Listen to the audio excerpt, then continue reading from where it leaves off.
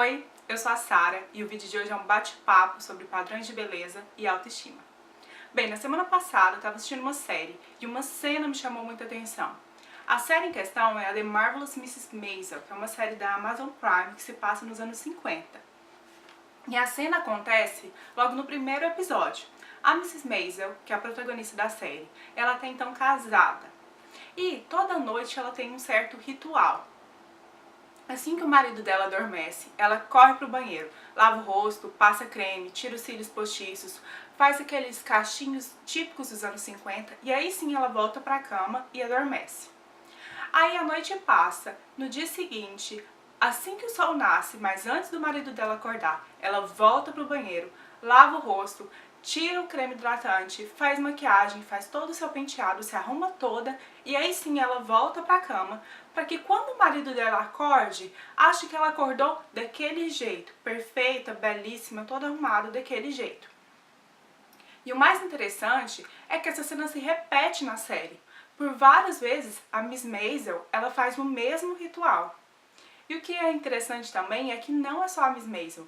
Alguns episódios depois, a gente vê a mãe dela repetindo o mesmo ritual. Então, essa cena me chamou tanta atenção porque eu acho ela uma crítica fantástica.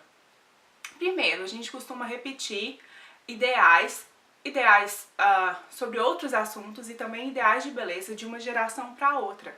A gente costuma repetir hábitos sem pensar o porquê que a gente faz determinada coisa. E aí, nessa cena da série, também mostra a Miss Maisel tentando buscar uma perfeição que não existe, e uma perfeição para agradar uma outra pessoa, no caso, para agradar o marido dela. E eu acho que eu não sou a única, né? Eu acho que muita gente já escutou algumas pessoas falando, nossa, mas mulher tem que estar sempre perfeita, tem que estar sempre bonita, tem que estar sempre bem arrumada. Homem gosta disso. Então a gente tem que parar para refletir o porquê que a gente segue determinados comportamentos. E eu acho que essa crítica é muito importante. E essa discussão sobre os padrões de beleza, sobre a questão estética, especialmente sobre a mulher, ela tem que ser levantada, a gente tem que discutir mais sobre isso. Aí na semana passada aconteceu todo aquele episódio da Bruna Marquezine, né? Ela fez uma série de stories no Instagram falando sobre os comentários que ela vinha recebendo nas suas fotos. E eram comentários criticando o corpo dela, falando que ela estava magra demais. Eram comentários falando coisas do tipo, nossa, mas você tá muito magrinha, hein? Um pouquinho mais de corpo e ficar melhor. Nossa, mas tá muito magra, tá até feio. Até comentários do tipo, nossa, mas parece que ela tá com anorexia. E aí a Bruna respondeu esses comentários, falando que esse tipo de comentário não ajuda ninguém, pelo contrário. E que se ela realmente tivesse anorexia, aquilo ia fazer mal pra ela, e não bem. Além disso, a Bruna conta que já teve problemas de aceitação com a própria imagem, inclusive teve depressão. A Bruna é uma pessoa pública, mas ela não é a única que sofre com as críticas de outras pessoas, com as críticas ao corpo que outras pessoas fazem. E aí, muita gente tem problemas de autoestima, problemas de aceitação do próprio corpo, não se sente bem na própria pele por causa da opinião de outras pessoas, do que elas falam pra ela. A gente é muito suscetível à opinião dos outros. E aí eu resolvi fazer uma pesquisa. E fazendo essa pesquisa... E aí, fazendo uma pesquisa rápida, eu achei um estudo muito interessante que foi publicado em 2017 pela Revista Brasileira de Psiquiatria. Eu vou falar para vocês só um trechinho desse estudo. O estudo foi feito com 27.501 participantes. Desses participantes, 15% das participantes do sexo feminino, elas autorrelataram terem seu peso. E aí eu achei um estudo muito interessante sobre esse assunto.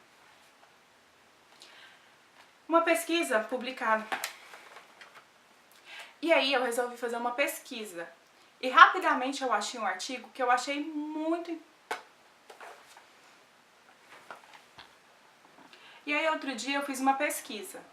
E rapidamente eu achei esse artigo, que foi publicado pela Revista Brasileira de Psiquiatria, ele é de 2017. Eu achei muito interessante e resolvi contar para vocês um pouquinho do que os pesquisadores acharam. O estudo foi feito com 27.501 participantes. Desses participantes, 15% das mulheres que relataram terem um peso normal afirmaram já terem feito uso de diuréticos e de laxativos para controlarem o peso. 12,2% afirmaram já terem induzido vômito para controlarem o próprio peso. Além disso, tanto entre homens e mulheres, houve uma alta prevalência da prática de exercícios físicos exaustivos e de jejum prolongado para controlar o peso. Esse estudo é uma pequena amostra do que esses problemas com a aceitação do próprio corpo, com a baixa autoestima e muitas vezes causado pelas críticas a que a gente recebe ao nosso corpo podem causar. A gente passa a achar que a gente não é bom o suficiente, que a gente não é bonito o suficiente, e aquilo vai mexendo com a gente, podendo inclusive levar a doenças sérias, a causar problemas na nossa saúde mental, a causar transtornos alimentares, depressão, isso que o estudo aqui não mostra, mas é muito importante a gente ter essa noção, a noção do impacto, o que a nossa palavra pode causar no outro. E aí, muita gente pode falar que o grande problema hoje em dia é o Instagram ou que são as redes sociais, porque as redes sociais, de um modo geral, elas são muito baseadas na imagem. Imagem é muito importante para tudo aquilo.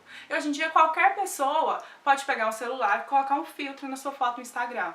Pode usar algum programa de edição de imagens, algum aplicativo, como o FaceTune ou tantos outros, e tirar uma espinha, afinar um braço, afinar uma cintura, engrossar uma perna e por aí vai. Só precisa de um pouquinho de pesquisa e de dedicação e consegue aprender todos esses truques pela internet. Mas o que a gente tem que lembrar é que a manipulação de imagens, ela não é algo novo. Ela sempre aconteceu. As campanhas publicitárias, a televisão, os filmes, as revistas de moda, os profissionais desses meios sempre usaram recursos de manipulação de imagem. É o que acontece, por exemplo, com o caso do posicionamento de luzes no estúdio. Ou então, toda aquela equipe preparada para que o ator ou para que a modelo saia o mais perfeito possível numa foto, num filme, por aí vai. Com maquiadores, essas equipes têm maquiadores, têm cabeleireiros, enfim, vários profissionais. Aí eu lembrei também de uma entrevista da Luana Piovani, que eu vou deixar aqui embaixo. Nessa entrevista, ela conta sobre um personagem que ela teve que interpretar para o filme A Mulher Invisível. A personagem da Luana nesse filme era a idealização da mulher perfeita na cabeça de um homem.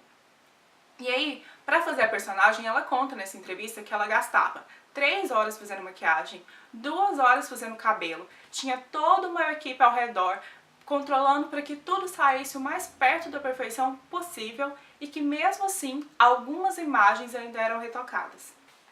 E aí, pensando em tudo isso, pensando em como esses meios de comunicação, o mercado publicitário, como ele nunca vendeu verdade pra gente, sim, o que ele sempre vendeu foi uma fantasia, a gente tem que parar de cultuar o ideal de beleza que não existe.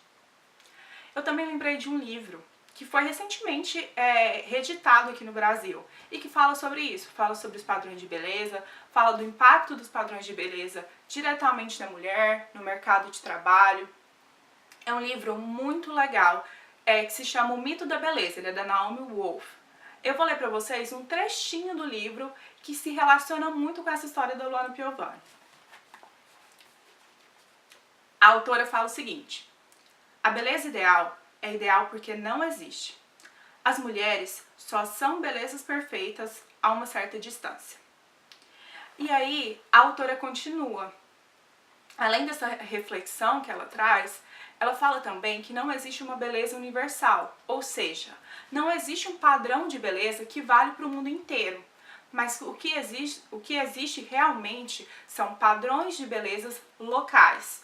Ou seja, o que é considerado bonito aqui no Brasil não é o mesmo que é considerado bonito nos Estados Unidos, não é o mesmo que é considerado bonito no Japão, não é o mesmo que é considerado bonito na Índia ou no México. Existem variações. O que a gente considera bonito, ele vai depender da época que a gente está inserido, da cultura que a gente está inserido, das nossas referências, da nossa sociedade, entre muitos outros fatores. Tem uma série também aqui no YouTube que se chama 100 Years of Beauty. Eu vou deixar o link dela aqui embaixo também. Ela tem vários vídeos e cada vídeo representa um país. E nesses vídeos eles mostram como que a beleza evolui naquele país de década a década. É muito bacana ver a diferença entre uma década e outra no mesmo país do que é considerado belo e também entre um país e outro. Então tem vídeo sobre a Etiópia, tem vídeo sobre o México, tem vídeo sobre o Brasil, tem vídeo sobre a França, sobre a Espanha e por aí vai. Vale a pena dar uma olhada. A gente tem que lembrar que o que uma pessoa considera belo, mesmo em um mesmo país, é diferente do que outra pessoa que também mora naquele país considera bonito. Porque quando a gente fala de beleza, a gente está falando de gosto pessoal, de preferências. Isso vai depender das referências de cada pessoa. Então, é muito injusto, é muito cruel a gente pegar as nossas expectativas do que o que a gente considera bonito e jogar sobre uma outra pessoa. Sendo assim, passou da hora da gente parar com os comentários do tipo: nossa, mas tá muito magrinha, hein? Precisa criar uma carne e ficar mais bonitinha. Ou então, nossa, mas você engordou, hein? Ou nossa, mas seu cabelo era tão lindo, comprido, por que que você cortou esse cabelo? A gente tem que parar com esses comentários sobre a aparência do outro, sobre a forma que uma outra pessoa se veste, a forma que ela se maqueia e por aí vai. E também sobre o corpo de uma outra pessoa. Quando a gente está falando de maquiagem, de roupa, a gente tem que lembrar que todos os dias nós tomamos decisões. Do momento que a gente acorda, da hora que a gente vai dormir. Então, geralmente a gente pensa, que roupa que a gente vai colocar? Por que que eu quero colocar aquela roupa? Porque ela é confortável pra mim? Porque qual imagem, porque eu gosto daquilo, quais as referências que eu sigo, de que forma que eu quero me colocar para o mundo e por aí vai. A mesma coisa se eu quero me maquiar ou não, ou como eu quero me maquiar ou não. A gente então tem que parar de colocar as nossas preferências sobre as outras e achar que as nossas preferências, as nossas escolhas são mais preciosas que a do outro. E quando a gente fala de corpo, é um assunto ainda mais delicado, porque a gente não troca de corpo como troca de roupa. E as críticas que a gente faz ao corpo do outro, elas podem impactar diretamente a saúde daquela pessoa. É muito sério tudo isso. E a gente tem que lembrar também que nós já somos muito autocríticos. Se eu te perguntar o que você não gosta em você, tanto fisicamente quanto emocionalmente, sobre o seu comportamento, eu acho que você deve ter uma lista de coisas aí na sua cabecinha já assim, ó, pulsando rapidamente. É muito fácil pra gente falar o que a gente não gosta na gente, quais são os nossos defeitos, quais são as nossas imperfeições. Ah, eu não gosto tanto do meu cabelo por isso, eu não gosto da minha barriga, eu acho que eu podia ser mais alta, e até sobre o nosso comportamento. Mas se eu te perguntar, o que você gosta em você? O que você gosta no seu corpo? O que você acha bonito? O que você gosta no seu comportamento? No que você acha que você é boa? Geralmente a gente demora um pouco mais para responder esse tipo de pergunta. A gente demora mais e a gente tem menos coisas para enumerar geralmente. E eu acho que isso tem que mudar.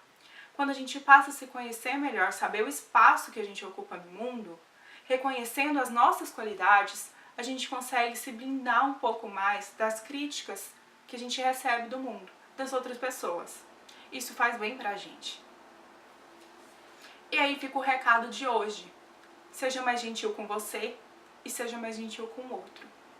Se você tem alguma sugestão para os próximos vídeos, deixa aqui nos comentários. Um beijo e até a próxima. Tchau!